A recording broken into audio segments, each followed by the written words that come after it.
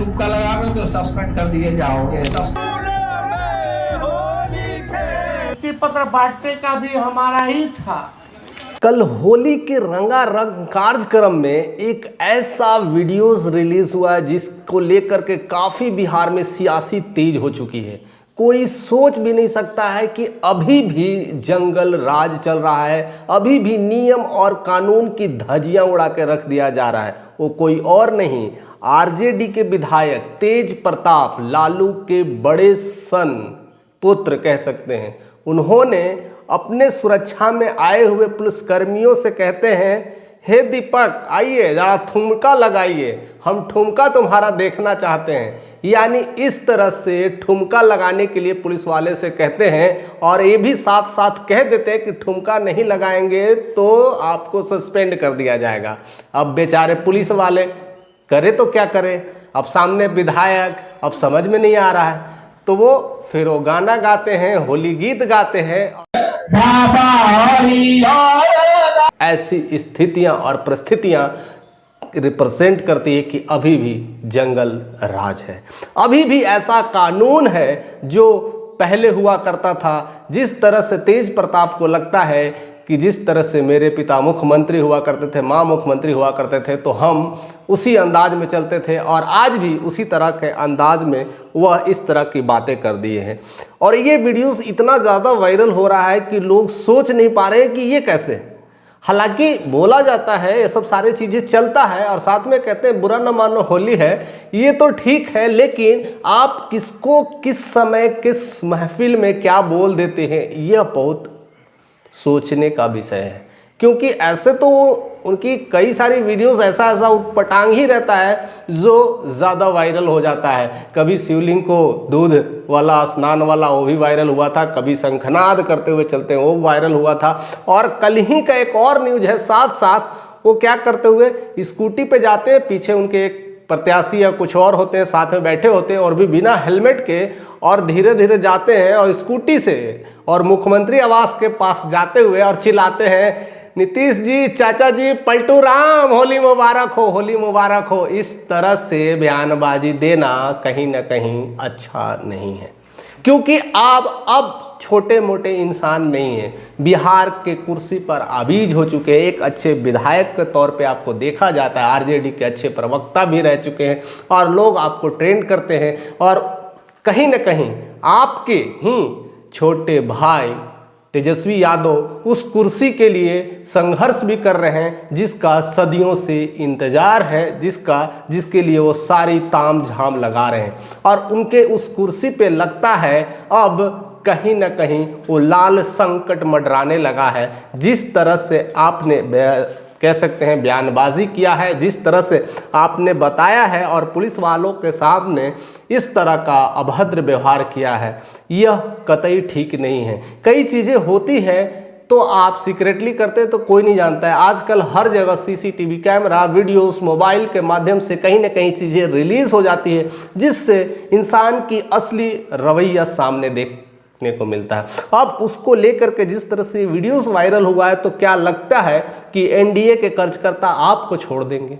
और यही हुआ है, कोई छोड़ने वाला नहीं है। सब ने अपनी कह सकते ना अपनी कुर्सी पेटी बांध ली है और कहते ना अपना दहाड़ लगाना शुरू कर दिया है। और उसमें जिस तरह से शाहनवाज हुसैन है, बीजेपी के प्रवक्ता हैं, उन्होंने पूरी तरह से उनको लालछन लगाया और कहता है कि अभी वो समझते हैं कि जंगल राज है और वो चाहते हैं कि उनके कहने से सस्पेंड हो जाएगा। ऐसा नहीं हो सकता है कि उनके चाचा अभी मुख्यमंत्री है, उन्हीं के कहने से हो सकता है, आपके कहने से नहीं होगा। और जिस मानसिकता से कहते हैं वो अभी यही सोचते हैं कि अभी भी मेरा वही राज है, अभी राज आपका नहीं है, अभी यहाँ पर एनडीए का राज है और बीजेपी का शासन है, आपकी एक न चलने वाली है। लेकिन इन सब चीज़ों को दिखाता है कि उनकी मानसिकता किस लेवल पे गिर गई है।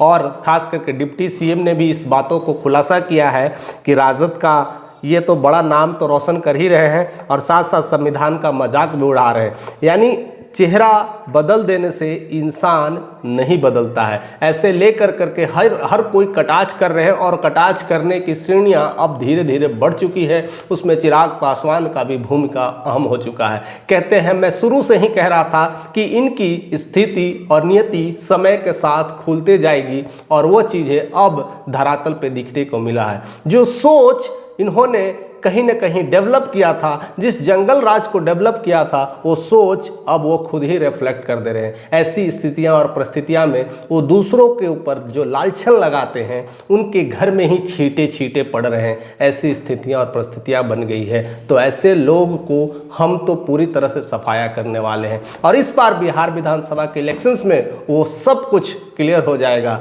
और जिस तरह से हम मेजोरिटी के साथ आएंगे तब पता चलेगा कि उन्होंने क्या बोला था, कब किस समय क्या बोलना चाहिए। यह काफ़ी कुछ सोचने का समय है। और किस तरह से पुलिसकर्मियों का वर्दी में रह के हुए डांस करवाना, मुजरा करवाना अपने आप में एक ऐसे शर्मसार है। तो मुझे एक फिल्म याद आती है। उस फिल्म का नाम है करके राउडी राठौर करके। आप फिल्म जरूर देखिएगा। राउडी राठौर में एक अक्षय कुमार पुलिस इंस्पेक्टर रहता है।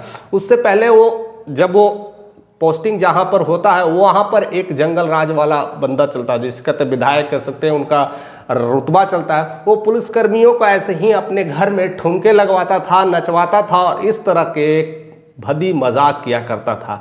और तब Akshay Kumar as a rowdy लेकर के आते हैं, राउडी का रूप लेकर के आते हैं और ऐसे लोगों का नरसंहार करते हैं। तो क्या बिहार में भी ऐसे राउडी आने वाले हैं? ऐसे जिस तरह से अभद्र व्यवहार कर रहे हैं, पुलिसकर्मियों के साथ कर रहे हैं, तो क्या आम जनते की क्या औकात रह गई है, क्या मजाल रह गई है कि उनके सामने कुछ बोल सके, कुछ कह सके? ऐसी स्थितियां और परिस्थितियां हो गई है। हालांकि यह लोकतंत्र है, बट लोकतंत्र केवल कहने के लिए है और उसमें भी बिहार का ये मामला काफ़ी सनसनी हो चुका है। और इस तरह का व्यवहार कहीं ना कहीं किस मामले को रिप्रेजेंट करता है ये तो मैं नहीं बताऊँगा। फिलहाल आप लोग ज़रूर बताइएगा कि ऐसी प्रतिक्रिया से आपके मन में किस तरह के विचार आते हैं। कई लोग बिहार में, जैसे मैं भी रहता हूं, तो मुझे भी ये लगता है कि लोग अपने आप को दिखाते हैं कि मैं ही पावरफुल हूं और इस तरह से व्यवहार क्या करते हैं। ये कॉमन सी बातें हो गई है और इसी का कहीं ना कहीं दबदबा पूरे बिहार में बन चुका है और लोग इस तरह की हरकतें कर देते हैं जिससे पुलिस भी कुछ नहीं कर पाती है। उसकी दूसरी पहलू मैं दूसरे वीडियोस में ज़रूर दिखाना चाहूँगा, जिसको आप सुन करके और जान करके आप समझ जाएंगे कि अभी भी बिहार में जंगल राज है, अभी भी वैसी ही परिस्थितियां हैं, वैसी ही स्थितियां हैं। क्या करेंगे नीतीश बाबू, क्या करेंगे एनडीए सरकार, क्या करेंगे आरजेडी, क्या कोई करने वाला है, ये तो पता ही नहीं चलता है कि अभी भी किसका शासन चल रहा है। या 1995 से कह सके या 2025 अब आ चुकी है। इस सारे चीज़ों में क्या बदलाव निकला है वह सब आप अगली वीडियोस में ज़रूर देखिएगा, क्योंकि मैं कुछ ऐसी होली का खुलासा करने वाला हूं जो काफ़ी इंटरेस्टिंग और महत्वपूर्ण होगा और आप समझ पाएंगे कि बिहार क्यों नहीं बदल रहा है और इतने सारे लोग सिर्फ कोशिश ही कर रहे हैं। तो इस कोशिश में कितना हद तक सही है, आपके कमेंट का हमें इंतजार रहेगा। चैनल पर नए तो ज़रूर से ज़रूर सब्सक्राइब करें और अपना एक लाइक बटन दबा करके हमें इस तरह से कंट्रीब्यूशन देना मत भूलें।